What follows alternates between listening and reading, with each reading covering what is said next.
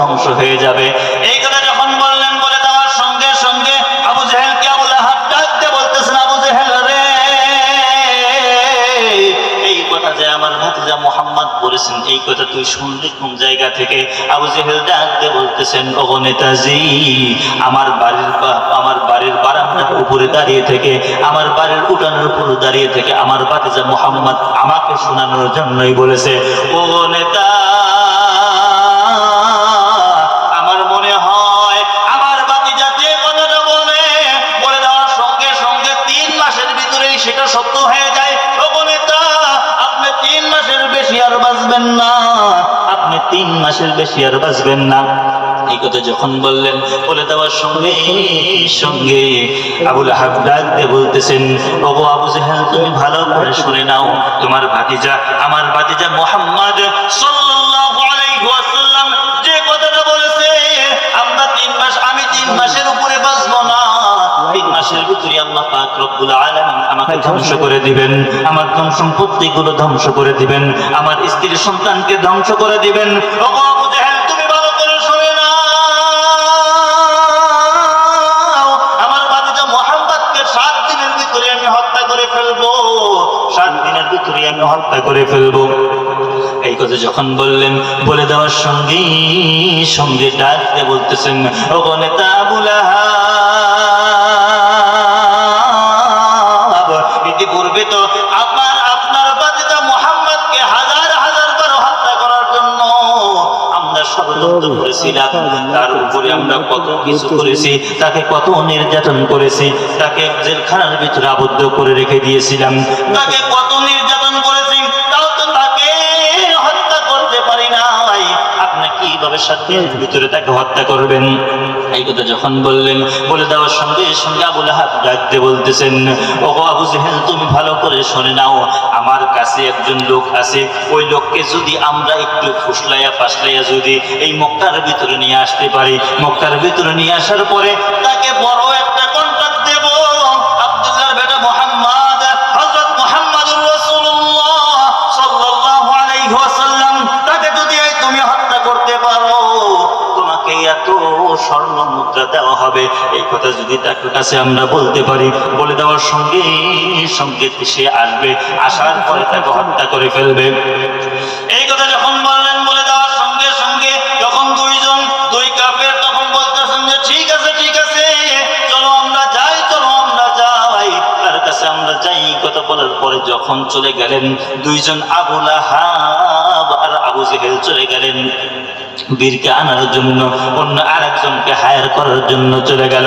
চলে যাওয়ার পরে তখন বীরকে ডাক দিয়ে বলতেছেন, ওগো বীর, তোমার পরিচয়টা দাও, তোমার পরিচয়টা দাও আগে।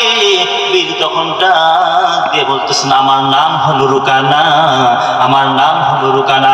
বলতেছেন যে ঠিক আছে, তোমার নাম রুকানা, তোমার কাছেই আমরা এসেছি, তোমাকে কন্ট্যাক্ট দেওয়ার জন্য আমরা এসেছি। বলতেছেন কি কন্ট্যাক্ট দেওয়ার জন্য এসেছেন? এই কথা বলার সঙ্গে সঙ্গে আবু জেহেল আর আবু লাহাব ডাক দিয়ে বলতেছেন, ওগো রুকানা বীর, তোমার কাছে আমাদের একটা কন্ট্যাক্ট হচ্ছে, আমাদের এলাকার ভিতরে আমাদের ভাতিজা মুহাম্মদ আছে, ওই মুহাম্মদ নামের ছেলেটাকে যদি তুমি হত্যা করে দিতে পারো, তাহলে তোমাকে এত হাজার স্বর্ণ মুদ্রা পুরস্কৃত করা হবে, এতটা উট তোমাকে দেওয়া হবে, তাকে তুমি যদি হত্যা করে দিতে পারো। এই কথা বলে দেওয়ার সঙ্গে সঙ্গে রুকানা ডাক দিয়ে বলতেছেন, আবু জেহেল রে, ওগো আবু লাহাব, তোমাদের কন্ট্রাক্টে আমি সাইন করে দিলাম, আমি রাজি হয়ে গেলাম। ঠিক আছে, আগামীকাল সকালবেলায় আমি রওনা হব মক্কার উদ্দেশ্যে। আমি আব্দুল্লাহর বেটা মুহাম্মদকে হত্যা করার জন্য আমি চলে যাব মক্কার ভিতরে। এই কথা বলে দেওয়ার সঙ্গে সঙ্গে ডাক দিয়ে বলতেছেন, আবু জেহেল, আবু লাহাব, ঠিক আছে, আজকে যখন সন্ধ্যা হয়ে গিয়েছে, আজকে রাত্রিটা আমার বাড়িতে তোমরা থাকো, আগামীকাল সকালবেলায় আমরা নাস্তা করার পরে মক্কা নগরের ভিতরে আমরা চলে যাব। এই কথা বলে দেওয়ার পরে যখন রাত্রিটা গভীর হয়ে গেল, রাত্রি গভীর হইতে হইতে যখন রাত্রিটা অতীব গভীর হয়ে গেল, রাত্রি গভীর হয়ে যাওয়ার সঙ্গে সঙ্গে রুকানা যখন ঘুমাচ্ছেন, বীর যখন ঘুমাচ্ছিলেন, ইতিমধ্যে অবস্থায় দেখলেন তার স্ত্রী ঘুম থেকে ঠাস করে উঠলেন। ওঠার সঙ্গে সঙ্গে তার স্ত্রী কোন ভাবে কান্না করতেছেন, তার স্ত্রীর কান্নার আওয়াজে ঘুমটা ভেঙে গেল। রুকানার ঘুমটা ভেঙে যাওয়ার পর রুকানা ডাকতে বলতেছেন, স্ত্রী রে, তুমি এমন ভাবে কি জন্য কান্না করো? এই কথা যখন বললেন, বলে দেওয়ার সঙ্গে সঙ্গে রুকানার পা ধরে তার স্ত্রী ডাকতে বলতেছেন, ওগো আমার প্রাণপ্রিয় স্বামী, আপনার পা ধরে আপনার কাছে আমি একটা কথা বলতে চাই। আমি স্ত্রী হয়ে যদি আপনার কাছে আমি কিছু চাই, আপনাকে দিবেন নাকি? রুকানা তখন ডাকতে বলতেছেন যে ঠিক আছে, তুমি চাও, যদি দেওয়ার মতো হয় তাহলে দেব। রুকানা স্ত্রী ডাকতে বলতেছেন, ওগো আমার প্রাণপ্রিয় স্বামী, আপনার কাছে আমার একটা জিনিস চাওয়া হচ্ছে, সেইটা হচ্ছে আগামীকাল সকালবেলা যে আপনি মক্কার ভিতরে চলে যাইবেন, মক্কার ভিতরে যে আপনি যাইবেন আব্দুল্লাহর বেটা মুহাম্মদকে হত্যা করার জন্য, আপনার কাছে আমি কথা চাই, আপনি আব্দুল্লাহর বেটা মুহাম্মদকে হত্যা করার জন্য যাবেন না।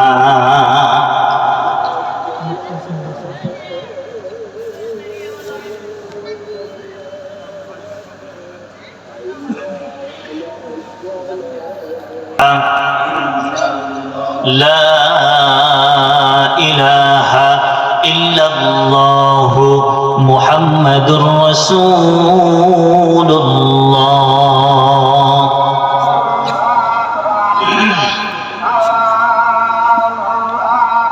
বলতেছি, আমি যখন ঘুমিয়েছিলাম, ঘুমের ভিতরে আমি স্বপ্নে দেখতেছি কে যেন আমাকে ডাক দিয়ে বলতেছিলেন, ওগো রুকানার স্ত্রী, আগামীকাল সকালবেলায় তো তোমার স্বামী যাবে বিশ্বনবীকে হত্যা করার জন্য। আগামীকাল সকালবেলায় তোমার স্বামী যদি রুকানাকে হত্যা করার জন্য যায়, আমি কিন্তু তোমার স্বামীকে একদম চিবিয়ে খেয়ে ফেলবো। ওগো রুকানার স্ত্রী, তোমাকে সাবধান করে দিচ্ছি, তোমাকে সাবধান করে দিচ্ছি, তোমার স্বামী যেন আগামীকাল যেন বিশ্বনবীকে হত্যা করার জন্য যায় না যায়। এই কথা যখন বললেন, বলে দেওয়ার সঙ্গে সঙ্গে রুকানা ডাকতে বলতেছেন, ওগো আমার প্রাণপ্রিয় স্ত্রী, তাহলে ঠিক আছে, তুমি এই স্বপ্নটা যে দেখেছো, এই স্বপ্নের ভিতরে তুমি কি কি দেখলা? এই কথা যখন বললেন, বলে দেওয়ার সঙ্গে সঙ্গে রুকানার স্ত্রী ডাকতে বলতেছেন, ওগো আমার প্রাণপ্রিয় স্বামী, আমি যখন স্বপ্নের ভিতরে এই আওয়াজটা পাইলাম, এমন ভয়ঙ্কর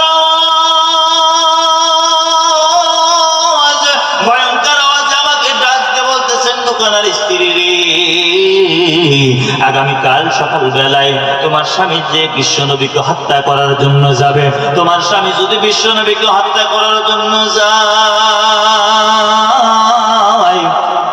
তাহলে কিন্তু আগামীকালকেই তোমার স্বামীর জীবনের শেষ দিনটা হয়ে যাবে। তোমার স্বামীকে তুমি সাবধান করে দাও, তার সে যেন না আসে। এই কথা যখন বললেন, বলে দেওয়ার সঙ্গে সঙ্গে ডাকতে বলতেছেন, তুমি দেখেছো কিছু নাকি? তখন রুকানার স্ত্রী ডাকতে বলতেছেন, ওগো আমার স্বামী, আমি দেখেছি। শুধু যখন এই কথাগুলো বলতেছিলেন, এই কথাগুলো বলার সময় আমি তার বডির দিকে যখন তাকাইলাম, তার বডির দিকে তাকানোর সঙ্গে সঙ্গে আমি দেখতে পাইলাম তার পা গুলো হচ্ছে মাটির একদম শক্ত আসমানের নিচে, আর তার মাথা হচ্ছে লৌহে মাহফুজে। এমন একজন বিকট মানুষকে আমি দেখতে পারলাম, সপ্তম আসমানের উপরে তার মাথা, আর সপ্তম আসমানের নিচে জমিনের নিচে যত দূর পর্যন্ত চোখ যায় অত দূর পর্যন্ত তার বডি দাঁড়িয়ে আছে। তার মাথাও আমি দেখতে পারলাম না, তার পাও আমি দেখতে পারলাম না, শুধু আমি দেখেছি সে যখন কথাগুলো বলতেছিলেন তার মুখের দাঁতটা শুধু আমি দেখেছি। স্বামী তখন ডাক দিয়ে বলতেছেন, ওগো আমার প্রাণপ্রিয় স্ত্রী, যখন তুমি তার দাঁতটা দেখলা, তার দাঁতটা তুমি কত বড় দেখলা? এই কথা বলে দেওয়ার সঙ্গে সঙ্গে রুকানার স্ত্রী ডাক দিয়ে বলতেছেন, স্বামী গো, আমি যখন এই কথাগুলো যখন আমাকে বলতেছিল, আমি যখন তার মুখের দিকে তাকাইলাম, তার দাঁতের দিকে তাকাইলাম, তার দাঁতটা দেখলাম হচ্ছে 5 হাতের মতো। রুকানাকে যখন এই কথাগুলো বললেন, বলে দেওয়ার সঙ্গে সঙ্গে রুকানা ডাক দিয়ে বলতেছেন, ওগো আমার স্ত্রী, ঠিক আছে, তাহলে আমি যাই, যেহেতু আবু জেহেল যেহেতু আমার ঘরের পাশেই আছে, আমি যদি তার কাছে যাই, তার কাছে যাওয়ার সঙ্গে সঙ্গে তো সে এই কথাটা বলে দিবেন। বলে দেওয়ার সঙ্গে সঙ্গে রুকানা চলে গেলেন। যাওয়ার সঙ্গে সঙ্গে আবু জেহেলকে ডাক দিয়ে তুলতেছেন, এই আবু জেহেল তাড়াতাড়ি ওঠ, তাড়াতাড়ি ওঠ। আবু জেহেল যখন উঠলেন, ওঠার সঙ্গে সঙ্গে আবু জেহেলকে ডাক দিয়ে বলতেছেন, ও আবু জেহেল, তুই ভালো করে একটা কথা বল। বিশ্বনবী হযরত মুহাম্মদুর রাসূলুল্লাহ, আব্দুল্লাহর বেটা মুহাম্মদ, তার শরীরটা কেমন?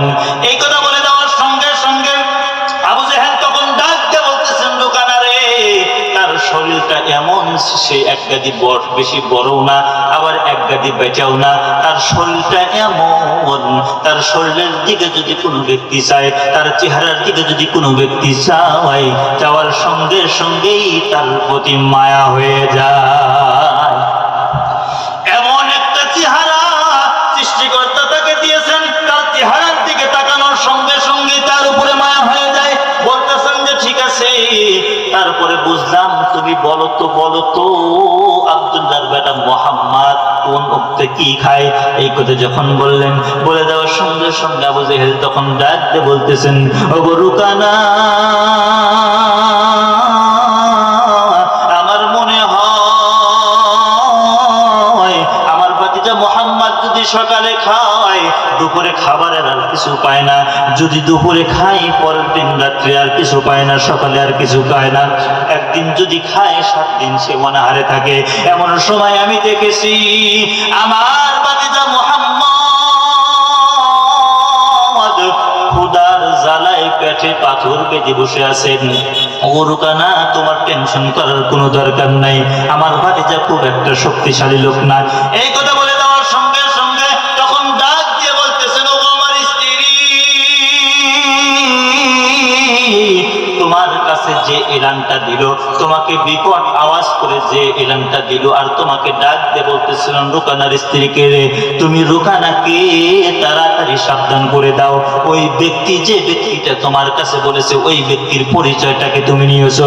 রুকানার স্ত্রী তখন ডাক দিয়ে বলতেছেন, স্বামী গো, আমি যখন বলতেছিলাম, ওগো যুবক, তুমি যে আমার কাছে এলানটা পৌঁছে দিচ্ছ, তোমার পরিচয়টা কি? তোমার পরিচয়টা কি? এই কথা বলে দেওয়ার সঙ্গে সঙ্গে ওই যুবকটা আমাকে ডাক দিয়ে বলতেছিলেন, রুকানা রে, ওগো রুকানার স্ত্রী, আমি যুবকের পরিচয়টা অন্য কিছু নয়, আমি হলাম বিশ্বনবী হযরত মুহাম্মদুর রাসূলুল্লাহ সাল্লাল্লাহু আলাইহি ওয়াসাল্লামের চাচাতো ভাই, হযরত মুহাম্মদুর রাসূলুল্লাহ সাল্লাল্লাহু আলাইহি ওয়াসাল্লামের মেয়ের জামাই, আমার নাম হলো আলী। এই কথা বলে দেওয়ার সঙ্গে সঙ্গে রুকানা ডাক দিয়ে বলতেছেন, আবু জেহেল রে, তুই তাড়াতাড়ি বল, আলী লোকটা কেমন? তখন ডাক দিয়ে বলতেছেন, আলী লোকটা এমন, যে লোকটার সামনে যত বড় পালওয়ান হোক না কেন, যত বড় বীরই হোক না কেন, আলীর সামনে যদি দাঁড়ায়, আর আলী যদি সামনাসামনি দাঁড়িয়ে যায়, তাহলে ওই ব্যক্তিটা আলীর হাত থেকে নিস্তার পাবে না। এই কথা যখন বললেন, বলে দেওয়ার সঙ্গে সঙ্গে রুকানা ডাক দিয়ে বলতেছেন, আবু জেহেল রে, তুমি তাড়াতাড়ি সত্যি করে একটা কথা তুমি বলবা, ওই আলীর দাঁতটা কত বড় তুমি একটু বলো তো। এই কথা যখন বললেন, বলে দেওয়ার সঙ্গে সঙ্গে আবু জেহেল চোখে ঘুম ঘুম ভাব দিয়ে ডাক দিয়ে বলতেছেন, রুকানা রে, যখন যত বড় দাঁত প্রয়োজন, আল্লাহ পাক রব্বুল আলামিন তত বড়ই দান করে দেয়। তো যা হোক, আলহামদুলিল্লাহ, যেহেতু নামাজের টাইম সামনে চলে এসেছে, তো আমার অগোছালো আলোচনা, যেহেতু সময়ও কম, মাগরিবের পরে মানুষজনও নাই, সেজন্য অগোছালো আলোচনা যতটুকু করতে